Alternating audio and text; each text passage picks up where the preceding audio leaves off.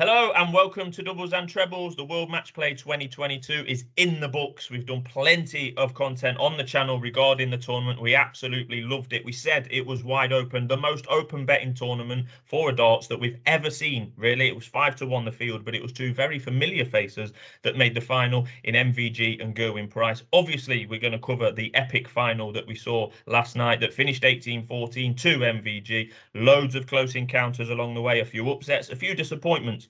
All sorts of entertainment. We absolutely loved it. Pieman, there's only one place to start. What did you make of the final, and was Van Gerwen a worthy winner? Oh, yes. Yes, he was, without doubt. It was an unbelievable final. And I think Mrs. Pieman was getting fed up of me talking about how well he was playing despite him being behind Van Gerwen, because I was just in absolute awe of it. My jaw was nearly on the floor watching it. I mean, anyone that was following it on their phone would have thought very differently, because Price raced into a 4-0 lead. He had a 9-5 lead. And at 14-13, he was actually 4 legs away from victory, and he'd never been behind in the entire match. Then MVG hit the front, won the last 5 legs, and he just was absolutely relentless. And yet, for all of Price's lead, that felt like the right scoreline to me. It was a masterclass from the Green Machine, scoring-wise at least. The doubles were horrific in the early legs. I mean, it was giving me confidence as an amateur dart player to see Michael Van Gerwen miss that many at doubles. And I think in the end, we had over 50 darts at double missed in the final. But don't let that take it away or make it sound like it was a poor final. The 180s were absolutely outrageous. He finished on 15 180s. He didn't even hit a 180 in the last 11 legs. I mean, that is absolutely ridiculous. I thought he was well on track to break Adrian Lewis's 19 180s record that they were talking about in the commentary. But as it happened, it kind of died off as he got in front, actually, which is rather ironic, to be honest. But I think a lot of credit has to go to Gerwyn Price as well. You know, he wasn't playing to the standard that we've seen him play in recent games throughout the tournament, but he still hung in there. He stood tall in MVG's scoring barrage. He took his chances, hit his doubles. He just said in his post-match interview, and I thought he was absolutely spot on, he just didn't find that little purple patch of 5 or 6 legs that he found in all of his other games. And if he has found that when he was, say, 9-5 up and managed to reel off a few more legs and build up that lead, it would have given MVG just simply too much to do. But as it was, he couldn't quite shake MVG off, could he? And yeah, I mean, even taking 14 legs off Van Gerwen in that form is some effort in itself. It was a first Sky Sports final between the pair, but I have a feeling we're going to be seeing many, many more. I certainly hope so anyway. This rubbish about first Sky Sports final. I mean, come on. I'm not interested in that. Like, they've played I in finals. want you to be interested. Yeah, though, don't come on. Like, I think they played in the Players Championship final, which I think's on ITV, and there's another in there somewhere. Yeah. First, if it wasn't the first final ever between them, then great, make something of it. But not with it being Sky Sports.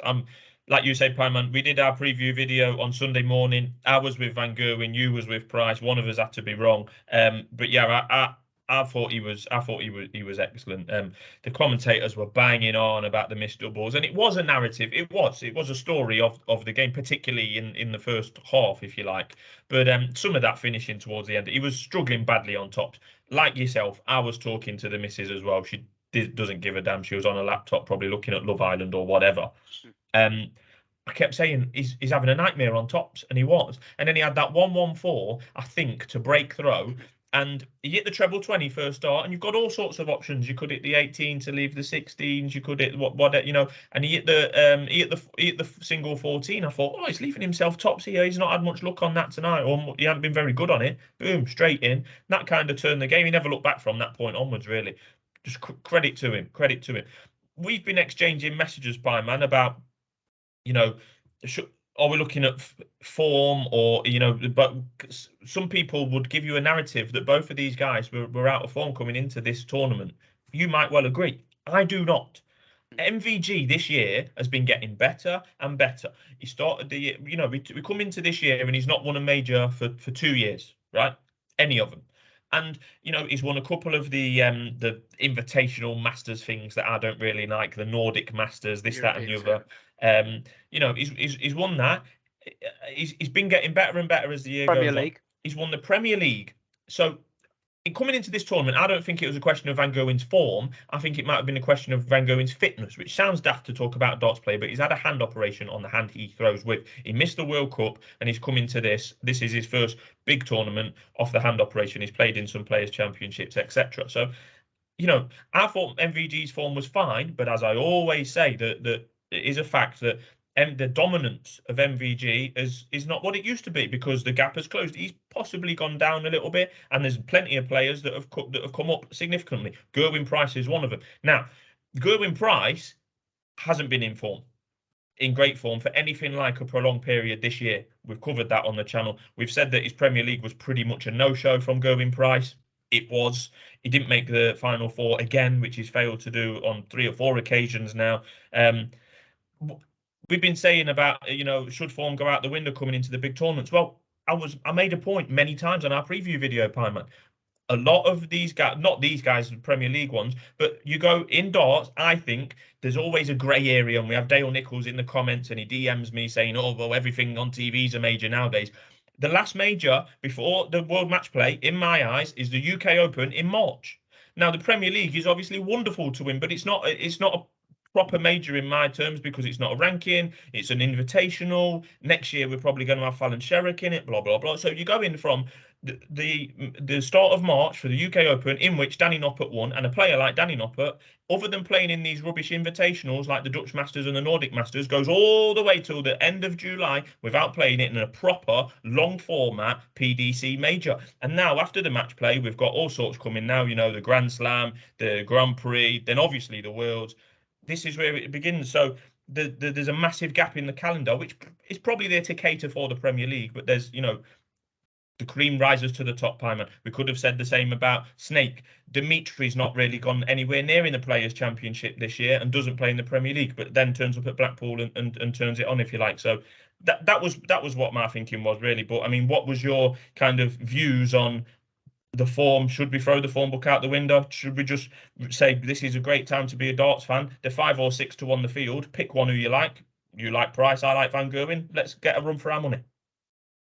Yeah, I do get it, and I do think to an extent that Van Gerwen's form was overplayed. There was the injury issue. He alluded it to himself that he wasn't 100%. Clearly, he found a way through that in the final because he was as close to his maximum game as I've seen him for many a month, maybe even many a year.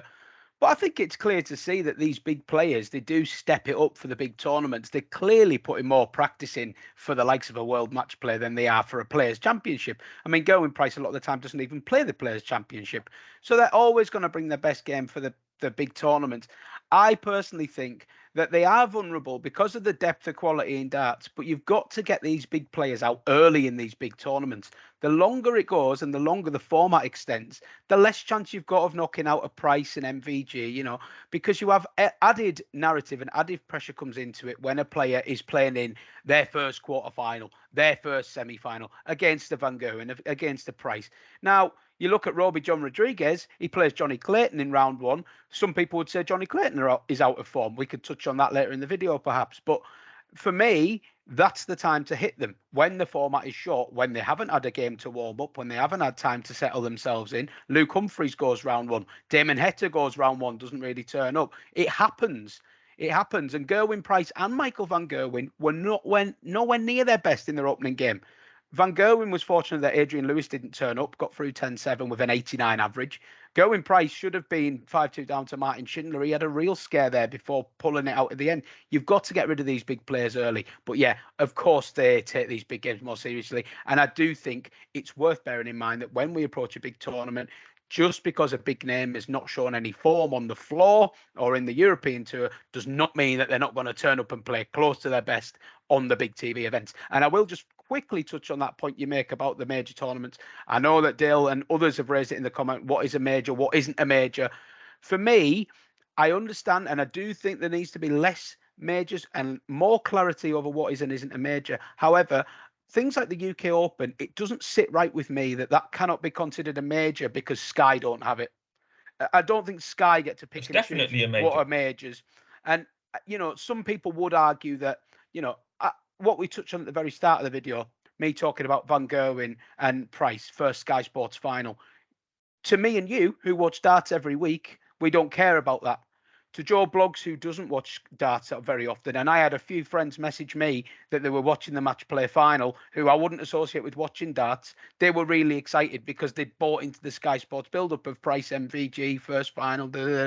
We have to appreciate that the Sky machine rolls on and it keeps the sport ticking over, just like the Premier League. Us hardcore fans might not like it, but it's there to do a job, serve a purpose. However, I won't have tournaments tarnished just because Sky don't have them. So I do think we need a very clear look at what isn't a major. But I'm aware we're digressing away from the World Matchplay here, so we'll try and keep it a bit more on topic. But yeah, interesting it is.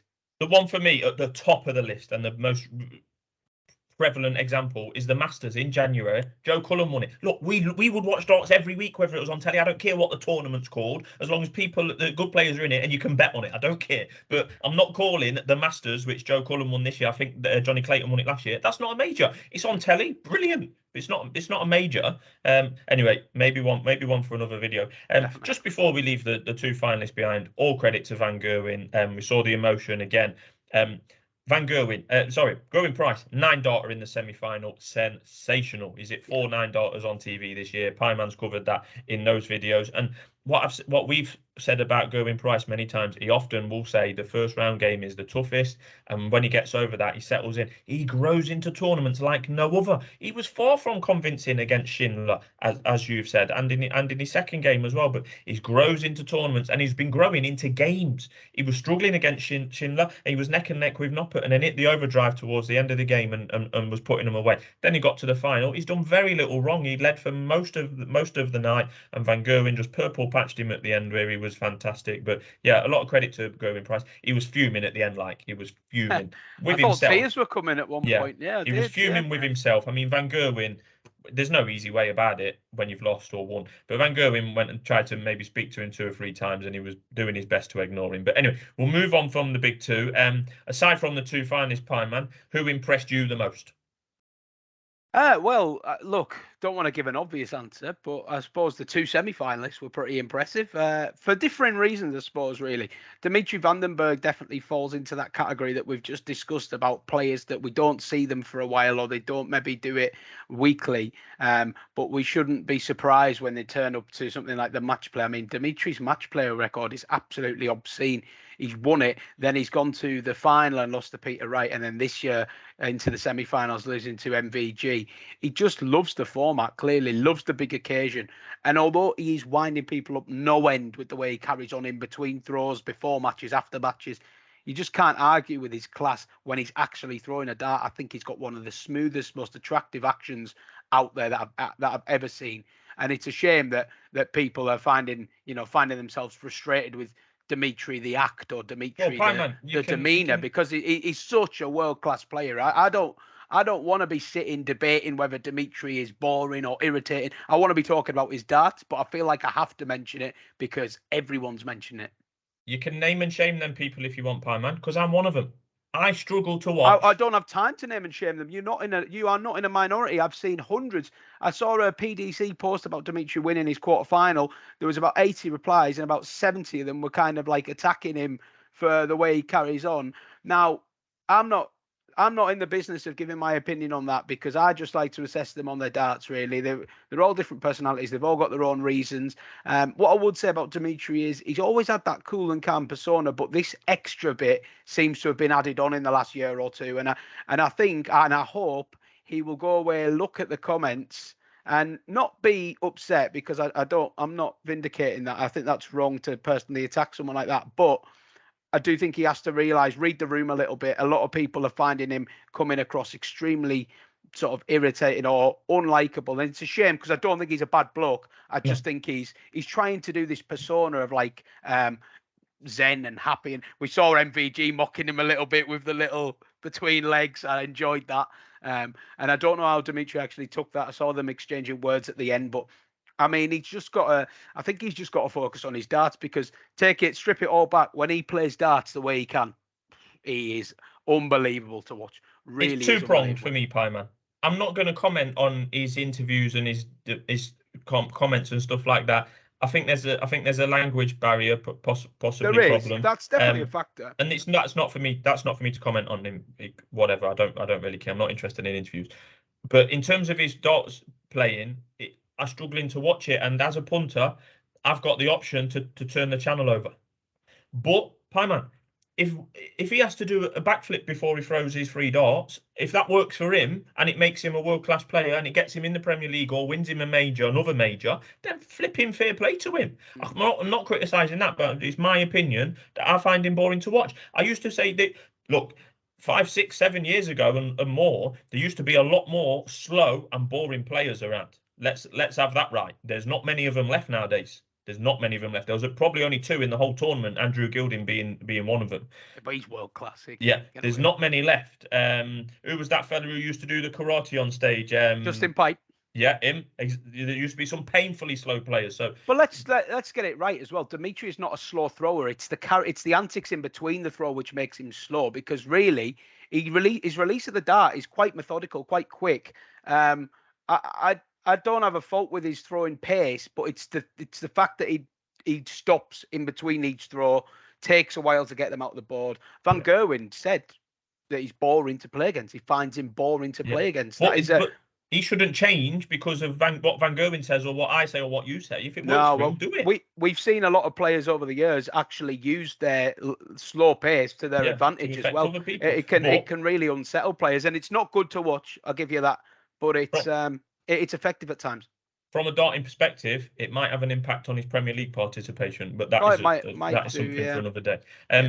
I'm just going to pick you out a couple of players, Pieman. Jose de Souza is another that came into this form in stinking form. He was stinking. I was taking him on with Clemens in the first round. Clemens ain't no world beater, but I thought he was the better the first round. It completely proved me wrong there. It was in 180s galore. He basically missed darts to go into extra time with Gerwyn Price in the quarterfinals. So that's off to Jose. After I think it was the win in the first round. He looked quite emotional. There's obviously more to it than what you and me know in why he's been out of form. And also a man that was already in form coming into this tournament, Dirk van Dijvenbode. Excellent. He's come up short against Danny Noppert, which was good for us because we were on Danny. But Dirk van Dijvenbode, as I've said to you before, in public and in private, he will win a big one. Yeah, and if we're going to talk about Dirk, I think it's only fair to say that although he did lose out to Danny Noppert, you're talking about Dimitri potentially, having trouble getting in the Premier League because of his demeanour. Is there a more entertaining player to watch than Dirk van Dijvenbode? He storms and stomps around the stage. He throws 180s, more 180s this year than anyone else. I mean, he is box office darts. And I actually think the next challenge for Dirk is to rein in that emotion at times and not let it affect him. There was multiple occasions throughout the tournament where I thought his emotions got the better of him. Round 1 against Ryan Searle very nearly gave the game away because he couldn't hit a 180. And for the first 8 legs, he was more bothered about hitting a 180 than he was winning the legs. He was genuinely. I think the commentators were as well. But he was smacking himself in the head and stuff like. Just get on with it. 140s are absolutely fine. But he again plays with his hat on his sleeve. He's always living on his last nerve, and that's great to watch as a viewer. But sometimes it's not great for his darts. I think the problem that Dirk has is he knows that sometimes when he does have these bursts, it does really work for him, and he becomes unplayable for a few legs. We saw that at times. But again, there was a time against Noppert. I think he was going for a 120 in quite a pivotal moment of the match. He hit the treble 20 and then hit a single 1 to go when he was going single 20 tops. Yeah, he did. And, he missed the dart double. Noppert stepped in and hit a really nice finish. It was a bit of a momentum swing, but it just killed Dirk. I don't think he won a leg after it. And he could tell even 3 legs later, he was still thinking about it. You can't be doing that. You can't be doing that.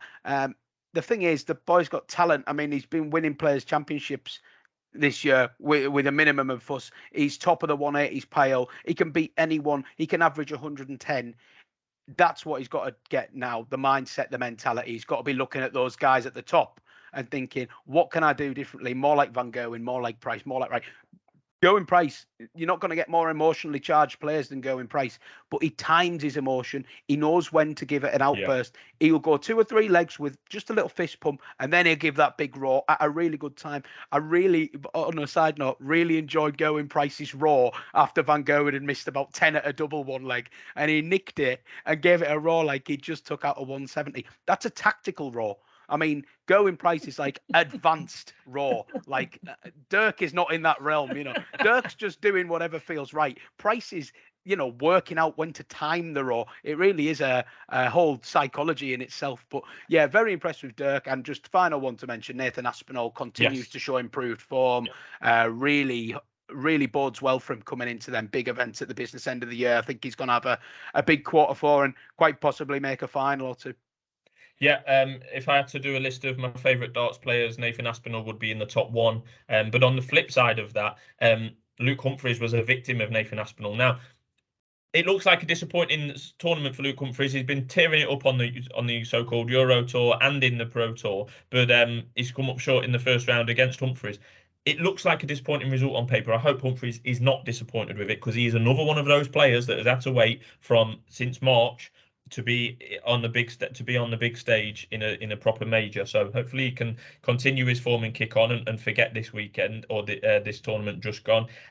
Ryan Searle, he went close with Dirk, but he's been really pretty quiet this year in comparison to last year, particularly last year. And I've also got to mention, I'm sorry, Chris Dobie was 8-2 up, I think, and lost 10 and whatever that was against Rob Cross. Yeah. So yeah, I mean they were disappointments. I know you wanted to mention Jonny Clayton as well. Yeah, I've just been seeing a little bit about Jonny Clayton being out of form and stuff. I think it's fair to an extent, but come on, he averaged 99 or 97 and got beat off Roby John, who I said coming into the tournament is one of the dark horses. I was really actually interested in Roby John, maybe to nick an each way 4th place, but he bumped into Dimitri in some fabulous form, so not a lot you could do about that. But I think we're very sensationalist with assessing players' form sometimes, and Jonny Clayton is having one of those patches, a little bit like we saw Gerwyn Price and Van Gerwen see earlier in the year, where they were averaging around a ton and getting beat, and it happens regularly, and it can happen regularly these days because there are a lot of players who can beat you at that level because the standard's just gone up a notch. I'm not particularly worried about Jonny Clayton's form. However, I noticed that the market for the World Championship, MVG, gets nudged into a general 4-1 off the back of his performance. Understandable. Jonny Clayton now pushed out to 10-1 in a couple of places. There's now 6 points between them. Most of the year, there's only been 2 points between them two in the betting. So it just shows how reactive we can be. In my opinion, I've not learned anything different about Van Gerwen and Jonny Clayton in the last 3 months that I didn't already know. When Van Gerwen's on it, he's unbeatable at times. When Jonny Clayton's on it, he can go with anyone at times. Just because he's been on the wrong side of some variance in the last couple of months is no reason to suddenly put 6 points. You know, Clayton's more than double, the 2.5 times the price of Van Gerwen now.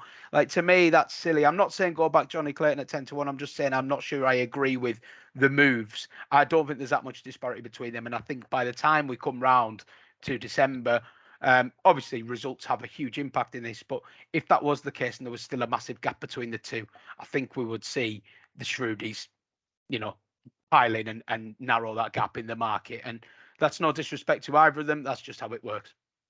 Yeah, so the next major darting major, another one we're going to have to come on to darting majors, is early October, the World Grand Prix. But before then, Pieman, we've got 3 back-to-back Players Championships, which is our favourite at the Barnsley Metrodome in early August.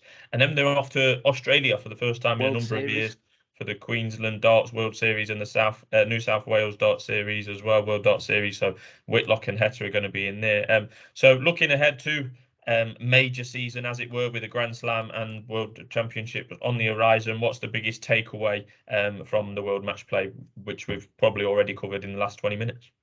Yeah, well, 3 for me. My main one would be obviously Van Gerwen, that he's still got it. Never doubt him. You know, some of us have wondered whether he can get back to those heights. Clearly, it's still there. He still possesses it.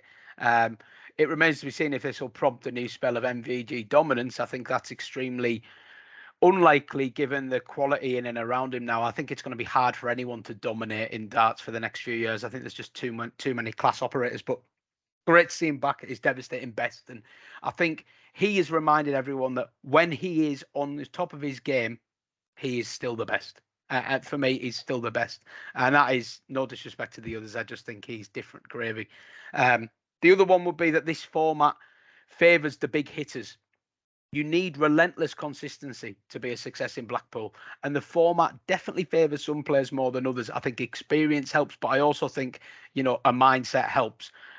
Dimitri van den Bergh, Gerwyn Price, Van Gerwen, Nathan Aspinall, they're all players who thrive over that long legs format. And that's because they don't beat themselves up when they lose a session. Van Gerwen, perfect example last night, loses the first session 4-1, 9-5 down. Did he panic once? Did he heck? And he did the exact same against Dimitri. We saw Dimitri do the same against Peter Wright. It's about breaking down these mini sessions, not getting too stressed when you go behind. And certain players will always do that better than others. So I think when it comes around to the World Matchplay next year, when we're planning our betting books and our angles in, I think we've really got to consider who has done well in this format before, because it is a brutal format and it suits the best players and it suits specialists better than first timers. So we've got to bear that in mind. And my final one would be, wow, what an exciting few months we've got coming up. That has just whet the appetite perfectly for the rest of the year. As you say, leading into the Grand Prix, we've got a few little tie-over events, some Players' Champs action, which is what all the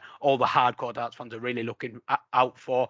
And then we've got these races to the Grand Prix, which added another dynamic to these Players' Championship. If you do well in the Players' Championship, you might sneak in the Grand Prix. There's a lot of players there that I'm excited to see if they can get in and do some damage and be dark horses. And as we trot on into the Grand Slam, Players' Championship finals, Worlds, and it's just going to be carnage. But yeah, I mean, really exciting times ahead. A little bit of a lull now, but I think it's fair to say we are fully in darting major season. Absolutely, and that will cover off this video. Thanks for watching, and remember, we have got a ticket giveaway currently live. It's in the description. All you need to do is go to our Twitter page and retweet, and you could be going with a friend to York Racers on the 17th of August.